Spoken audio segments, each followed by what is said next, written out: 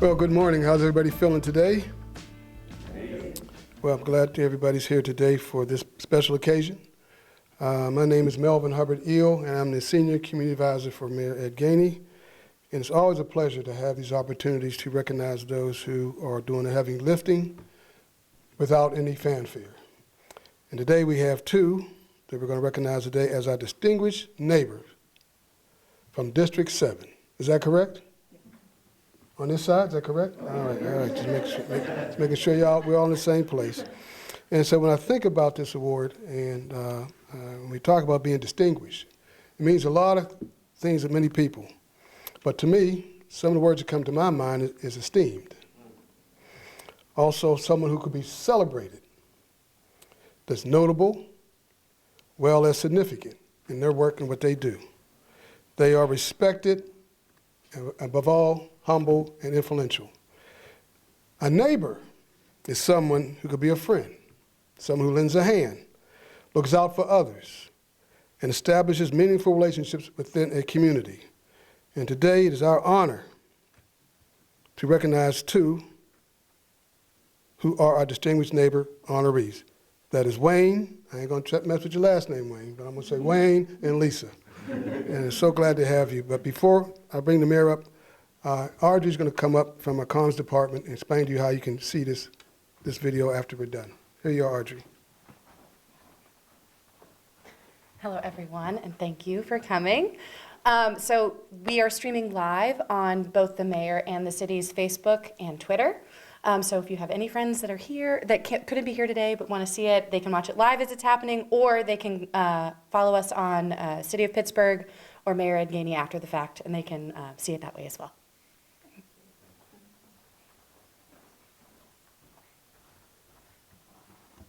All right, now it's my pleasure, as usual, to bring to you now our Honorable Mayor Ed Gainey. One, I want to say thank you. I want to come up first and just tell you why I do this.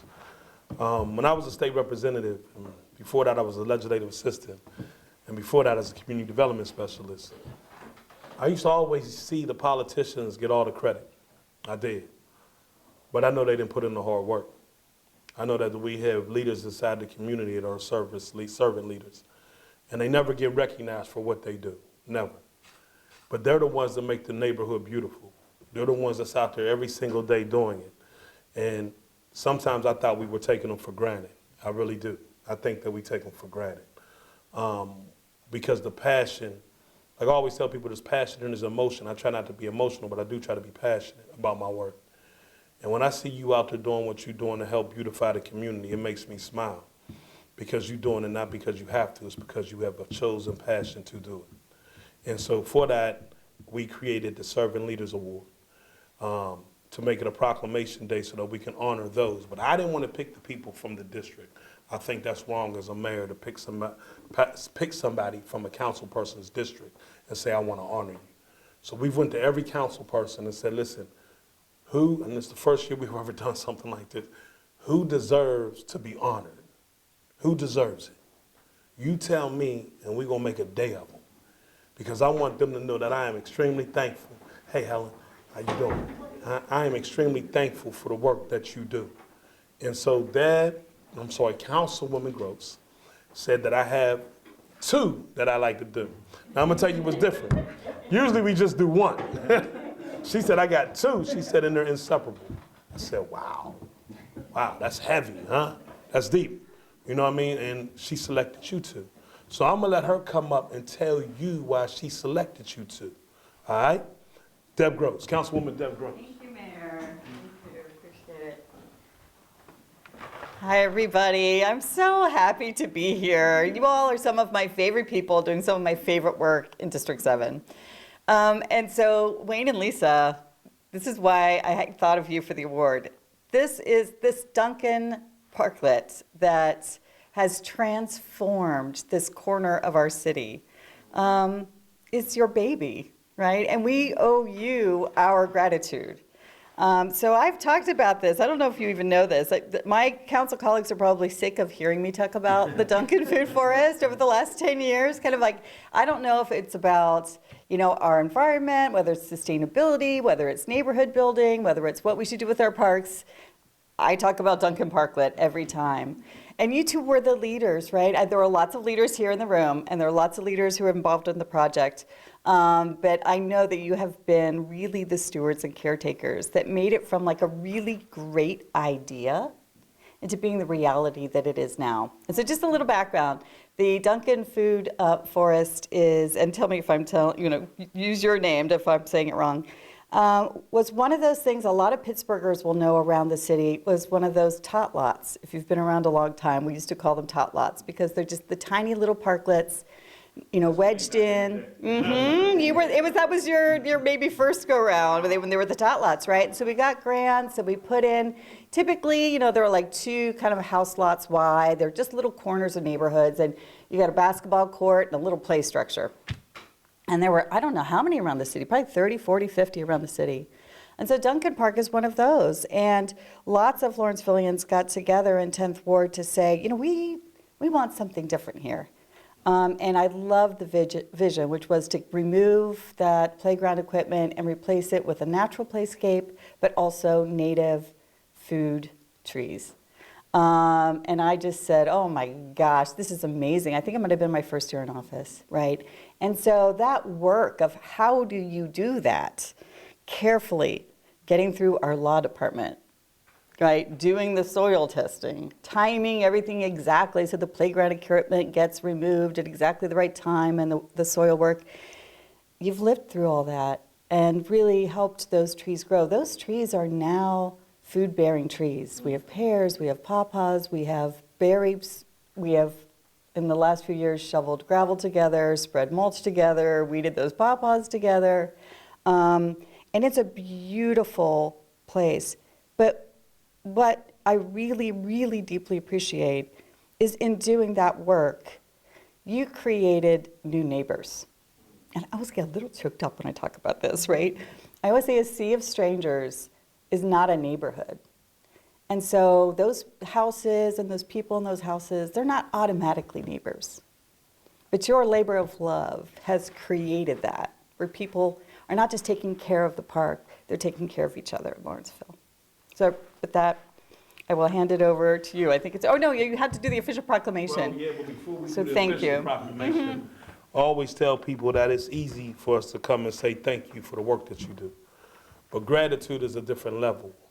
Gratitude is about people coming up and expressing how your work touched them, what your love means to them. And so before I would even attempt to read this proclamation, I'm going to ask for some people to come up and express to you two exactly what your love means to them. Who's first? Now, I'm known to call names, so somebody better come on up here. Who's going first? They've been warned. All right, yeah, come on.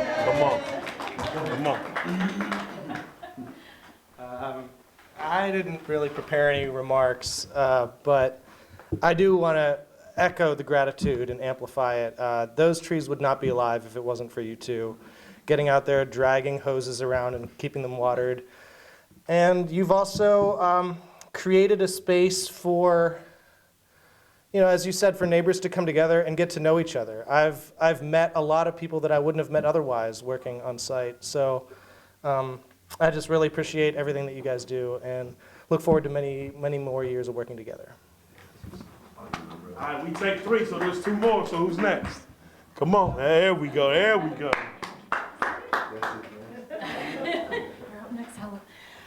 Oh gosh, I also did not prepare anything, but I just want to say I started at LU a year ago, and I remember when I was told about Duncan, I was immediately told I needed to meet Wayne and Lisa. And I remember our first meeting of you sharing the full history of the park with me, meeting Father Pawpaw, Mother Milkweed essentially, and just learning so much about this park through you. And it has made this part of one of the favorite parts of my job. I did not expect Duncan Park to be my favorite part, but it really is. Every work day, gosh, I'm even getting choked up right now. Every work day, I just have a great time when you all are there, and you've created such a great community and spirit in that neighborhood. So thank you so much. Wow. All right, we got one. Oh, our Papa and Milkweed Mama. Emma, I'm totally in agreement with you. Working with these folks, with Jesse, with Kelsey, with James, so many people that you helped to bring together through your faithful stewardship, your honesty, your bluntness, reminding us of what our limits are. Okay, if we plant a bunch more stuff, remember we gotta weed it, we gotta take care of it, right? So, and every time we brought a group to the park, right, we would bring in the Pittsburgh students or volunteers. Both Wayne and Lisa would be there to help share that history of love and caring. It was hard to get Wayne to stop talking about pawpaws, which is, that enthusiasm, that fire, I saw it, spreading out to other people.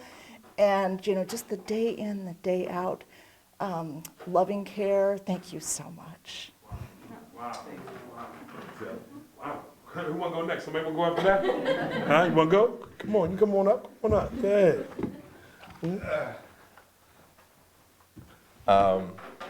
Yeah, well, I just gotta say, like, the first time I met you, Wayne, like, you just came up with the biggest smile and handshake. And it was just like, I automatically knew you. You're such a familiar soul, and you really kind of have that, like, Pittsburgh spirit that I think of growing up in the area. And you put that into everything you do at the Parklet, and it's great to see. Like, you really care about your community, and you want to see the best for it. Through all its changes, you kind of want to keep that same friendly, familiar spirit there. And that's what I appreciate most about you guys. Wow. Yeah, thank you. Wow. Yeah, that's love right there. Celebrating the lives of servant leaders. We gather to honor and celebrate two exceptional individuals who have exemplified the true spirit of community and service in District 7 of our great city, Wayne and Lisa. And whereas community gardens are established in several sections of Lawrenceville, Wayne and Lisa joined a grassroots group of local volunteers who began planning for a green space in food desert in Duncan Park Community Garden. Over the past 8 years, they have all worked tirelessly to transform the park into a beautiful, inviting space for the community while incorporating some of the original functions of the playground: a slide, a basketball court, mixed-use space, a picnic table. You can have some lunch, so you can grill the food and have some lunch right there, huh? Yeah, right. Wow, that's beautiful. That's amazing. As a result of these efforts, the park is now home to approximately 30 fruit trees and herbs spiral and garden fatigues and berries.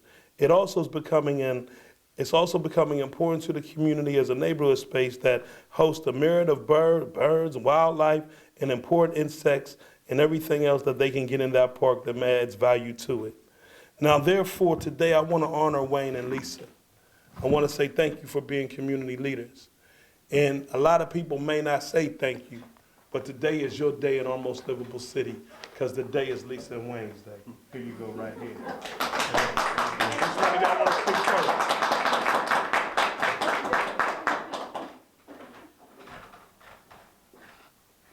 This is kind of over. Oops, hold on. It's dripping on my purse. Sorry. This is kind of overwhelming. It was so out of the blue. We had no idea, and just want to thank everybody. What a wonderful honor. We're so happy and thrilled. Thank you, everybody. And I know this is honoring us, but I have to say, this is such a community, and every person in this room has done so much for Duncan Park and has helped so much, and it is a labor of love, and this has been going on for 8 years, and the core members, that are still with us, and everybody who's come in between, all the different groups that we've worked with, it's such a wonderful thing, and we often say getting involved with this was one of the best things that we've ever done in Lawrenceville, because we have met so many wonderful people and groups, and all of you, of course, which has just totally enriched our lives, as Duncan Park has. And yeah, it's been really wonderful, and we're so grateful for the opportunity to be able to work there and work with all of you. And we can't thank all of you enough for everything that you've done, because there's so much work, as all of you know, in so many different areas, and everybody lends their expertise, and it moves forward. And here we are. Yes, you're right, sweetheart. Thank you all, of course. Thanks for this incredible honor. Yeah, thank you. We're humbled beyond words.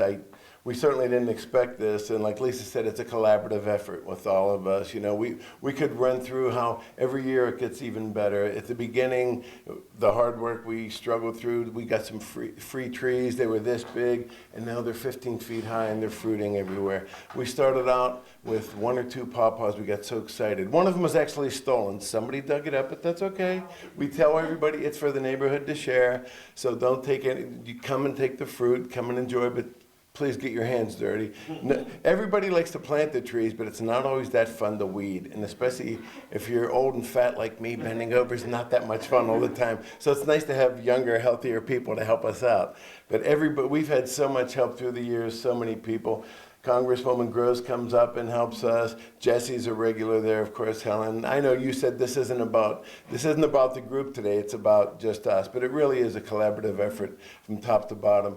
We started it as to be a food forest primarily, and it's turned into so much more. Jesse came after work one day and we installed a dog poop station, which is really helpful. So now we have people walking through the park, and every time we see them, we say, by the way, we work twice a month. If you guys want to come and join us, feel free. People walk their dogs, people have picnics down the bottom, people play in the courts all the time. So we have all kind of things going on, but mostly it's pawpaws. But at least that's my favorite part. I could go on for an hour about pawpaws, but I won't. I'll simply say we need to grow more pawpaws and turn it into more of a pawpaw forest like it used to be 100 years ago or 200 years ago. And we'll have the butterflies that rely on the pawpaws, and we'll be able to share pawpaws with everybody else. But we're not just pawpaws. We have all the peas. We have persimmons, we have plums, we have pears, we have it all. So thank you so much for this, all of you. This has been just wonderful. Really appreciate it. A pawpaw? Well, how long do you have, sir? Funny you ask. The largest native fruit in the United States. Wow. They can grow up to a few pounds, a pound and change, about this big. They're really subtropical fruits. They're unlike anything else we have around here. They're not a stone fruit per se. They have a bunch of seeds on the inside, but they were native to all of our waterways around here. Pretty much from, say, New York State down to the south, there's a pawpaw belt, and there's probably expanding now with climate change. But pawpaws are these delicious fruits. They're not, I think when Kelsey had the first bite of it, she goes, not exactly what I was expecting. Because they're a little gelatinous. You don't eat them like you would a pear or a plum. You slice them and you spoon them out. And they taste sort of like a combination of honeydew and heaven and caramel. They're often called bandangos because a lot of people think they taste like a combination between a banana and a mango. I think they taste better than that. I think they taste like pawpaws. But we've got, right now, no fewer than 17 individual pawpaw trees, no fewer than 10 or 12 genetically unique ones so they can all cross-pollinate, and we have a few special ones that we ordered that are grafted and make even larger, tastier pawpaws. I have one question. What made you want to do this work? I think we had a community meeting in Lawrenceville and about what you want to see changes, and it was one of these meetings where you write little things on notes and pass them around, and people make bubbles and say, okay, we need more green spaces, more places for the children, better food options, things like this. And we said, well, we have this right here in a small dedicated group of us, and Jesse was certainly there at the beginning along with Lisa and myself. And we said, well, we have this place here, and it took a lot of work. I knew nothing about decommissioning a city park and us being able to take over it. And then, of course, Lawrenceville United was integral with all of this. They told us how they wrote contracts, so the city still owns the park. So I often tell kids that we run it, sort of. The city mows it, but we take care of the trees. But I always tell kids, if you split your head open, you sue the city, you don't sue me. So we want no liability, but we'll be glad to share the food. And especially we like to have more people come. So when you run into anybody in the neighborhood and they start saying, what is this? Can you tell me about this tree? Or what goes on here? You guys are working. You're not going to get everybody. You're going to get 10% of people. But people get excited to see what we're doing. And we start getting people in from farther and wider, other parts of Lawrenceville. A dear friend of ours, Rebecca, just joined in from up top. Yeah, you're now helping the top of the steps at 54th Street. Right, so right. Reaching over to Stanton Heights. Yeah. In fact, that was one of the first things we did early on. Jesse, you remember this as well, Lisa? The city steps we love to use. I like to use more when my knees are in better shape. My docs tell me going up is good, coming down, no good. But we have right next to Duncan Park is a set of about 200 city steps. And it's really nice, but we had a tree over top and some of the steps were getting worn out. So again, with Lawrenceville United's help, we got a big group of volunteers that day. We painted the railings, the city went in and cut the tree, removed it, the city went in and fixed all the steps, the volunteers painted the railing. So now you can come from Stanton Heights and walk right down. And people use it all the time. Lisa and I are fortunate, we live 2 doors away from the park. So we see it literally every day. In fact, we have every time we're done with my morning cup of coffee, I take my coffee grounds and put it in the compost bin that young Jesse built on our porch a few years back. And it's right around the bend from our house. Oh, and young Jesse? Yes, well, compared to me, sir, he's young. And so, yeah, we all got together and just said, we should do this. We should make something nice here. And didn't know if it was doable, but again, with the city's help and with Lawrenceville United's help, we were able to get things going. And then, of course, we had no money, so what are we going to do? We need to raise money. Tree Pittsburgh donated some trees. So the whole thing's been a collaborative effort from day one. Yeah, And it's really paid off people now. written grants, and yeah, and I'll just say about the wildlife and everything in the park, it's just a great kind of combination of, the community being able to use the space, like we said, for kids with the slides and the basketball court. It's also a mixed-use area and the picnic tables, but also there's a lot of wildlife there because we live across the street from a wooded hillside. And so they've incorporated that into their lives and their habitat. It's part of their habitat. And we have, we've seen over 28 species of birds. We have mammals with turkeys. We have big brown bats that we see like clockwork. You can stand on the Wycliffe side and they just fly in that open space there, and it's so glorious to watch them. And also, we have a pollinator garden down at the corner of 54th and Duncan, down at that corner of the park. And we have a ton of pollinators in the park, which is so important and really beautiful. And one of the things that we have going on over the summer is when the fireflies come out. We have an incredible population of fireflies up there, which is amazing to just stand there and watch them at night. And because now there have been some reports out that fireflies are potentially in trouble in different areas and stuff, but we've got a great population of fireflies up there, and it's just beautiful to watch them light up the entire park for nights on end. And so it's, yeah. Yeah, that's certainly part of it, Yeah, part of the whole yeah. thing. And I'll leave you with the big brown bats, because that's how we like to spend our summer evenings. We live on the Wycliffe part, which is the upper side of the park. And as you know, city residents, we don't live in Kansas, we don't have much open sky, but we also like to look at stars. And there aren't many places in the city you can go. We have a street light, of course, but if you angle yourself just under the telephone pole, you're good, you got a little bit of shade. And so we look at the stars out there a lot. But every sunset, from May through October, we have our big brown bats, and we just stand there. And the mosquitoes are biting a little bit, but the big brown bats are coming. Sometimes they'll come within 5 feet of us, right? Yeah. Just whiz right by, just eating all the mosquitoes. So they're helping us out as well. And they're just beautiful to watch. And we have such a big view of the sky from up there. So that's why we always try to, when we plan to put the trees in, I know Jesse always wants to put more and more, and I say, you can't put anything large up here because I want to look at the sky. So we kind of put the larger ones in different places. But yeah, it really is. It's a beautiful park, and it's a collaborative effort. And thank you all on behalf Yeah. of Lisa and myself. Yeah. This has been an extreme honor. And Absolutely. I would say I'm at a loss for words, but we know that's not true. Thank you all. Thank you so much.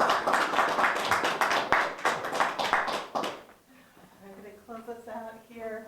Just one last round of thanks, and I forgot to mention, thanks to my staff for giving me notes, that not only working on Duncan Parklet, right, starting 8 years ago, and the steps, but now it's spilling over. We've actually planted pawpaws at the top of 54th Street steps with that borderline with Lawrenceville and Stanton Heights at the top. So your love is spreading. So we appreciate that. I'm going to let the mayor close us out. Thank you so much. The mayor will be right back. I just wanted to say through this experience, it's been a true education for me. But the best part of it was speaking with you, Lisa, on the phone. When I called and talked to you about the ceremony and how we're going to get to have an opportunity to honor you and Wayne, it was just your spirit I felt through the phone was very uplifting and very nice. I want to make sure I said that publicly. And to Councilwoman Gross, you picked a winner. James, you picked a winner, And so would not to seem right not to say this before I sit down. A big shout out to Brother Dave of Lawrenceville United.